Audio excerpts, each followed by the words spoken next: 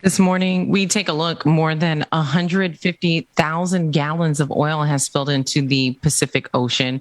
A company who owns the pipeline has been cited more than 100 times in the last 10 years. And so many people are wondering why there wasn't more intervention from the government for a corporation that clearly has not been operating within the guidelines, the federal guidelines. And now 150,000 gallons of oil in the Pacific Ocean is not only threatening the wildlife that lives in the ocean, but potentially could cause harm to the people who live in California. I want to turn now to the latest coverage on this oil spill.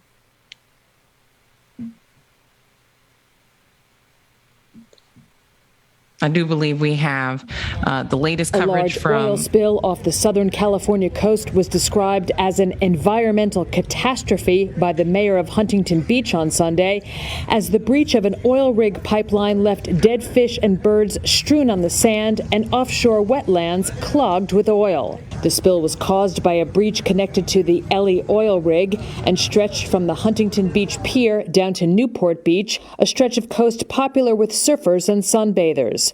The oil rig was operated by Beta Offshore, a California subsidiary of Houston-based Amplify Energy Corporation. One of the largest oil spills in the state's recent history, killing fish and birds and threatening local wetlands. Now, residents, business owners, and environmentalists are questioning whether authorities reacted quickly enough to contain it. A pipeline breach about 5 miles off the coast of Huntington Beach in Orange County sent approximately 126,000 gallons of oil into the Pacific Ocean, creating a slick that spanned about 8,320 acres, larger than the size of Santa Monica, infiltrated Talbert Marsh, a reserve home to dozens of species of birds.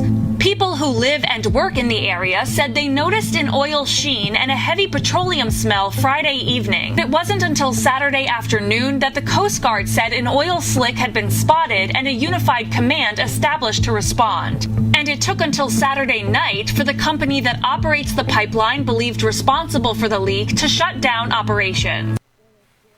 Now, Ben, this reminds me of the tragic BP spill that happened several years ago. But the thing it brings up for me most is the protesting that's been happening around Line 3. I mean, when you see oil spills like this, or the one that happened with BP, how is it that how is it that we're still allowing these pipelines to be constructed under our water sources? Profit, money, greed, and the intentional dragging of the feet of the energy sector to transition to something that is sustainable. They understand the science. They understand the research. They understand what they're doing. But it doesn't stop them from continuing to do it because they have to hit those quarterly profit margins, and the environment be damned. And it's sad because I feel like being here in Minnesota, where Enbridge is constructing Line 3, I've met so many water protectors, and a lot of them are Indigenous men and women who talk about the fact that our bodies are made up of about 80% water, and each and every one of us needs water to live. And so how can we, in our right mind, just as a people, allow these corporations to continue doing this? I mean, it feels as though there should be some intervention.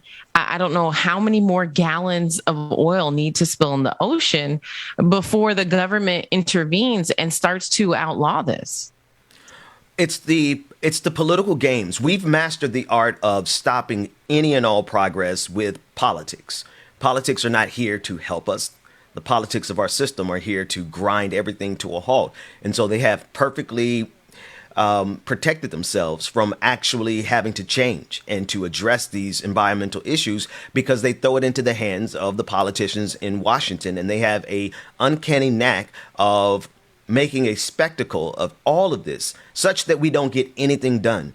We know the science, we know the research, we see the impact, but because of our politicians and the games that they play in the kabuki theater in Washington, D.C., we don't get anything done.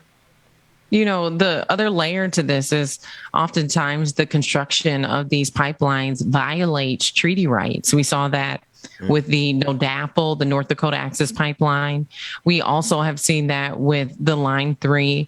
So on so many levels, the construction of these pipelines is not only dangerous for all humankind, it violates treaty rights. And yet and still these corporations, who in this case, Amplify Energy, was in violation of so many codes. They had 100 different violations in 11 years.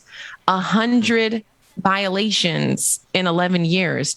And so, I mean, this, to me, if you ask me, it's not borderline criminal. It is criminal. Absolutely. You're endangering people all across this country. You're violating treaty rights, and you have all of these violations, yet and still our government is complicit.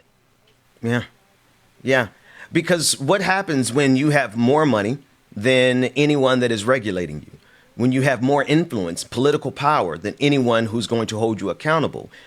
Every now and then we get some kind of dog and pony show where they'll get a slap on the wrist, but it's never anything significant, never anything that makes them change their behavior pattern, because here we are yet again, and it's increasing. The speed with which all of these accidents are happening, it's increasing, and that's because they don't.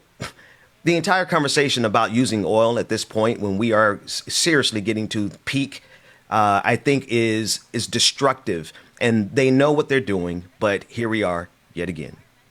And I feel like when there is acts of violence or harm against the environment, it usually isn't seen as destructive or criminal as when there are acts of violence against a human being. But in essence, when you really talk to the water protectors, harming, destroying, polluting the water is violence against us because we need it to live.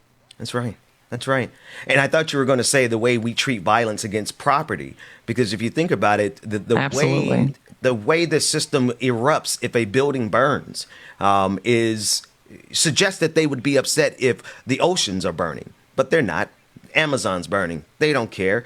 Oceans are leaking full with oil.